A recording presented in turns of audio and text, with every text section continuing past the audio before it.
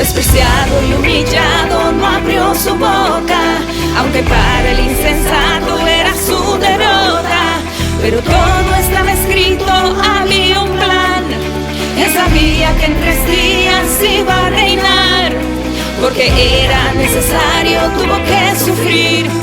El dolor no lo detuvo, tuvo que morir. El sonido de mi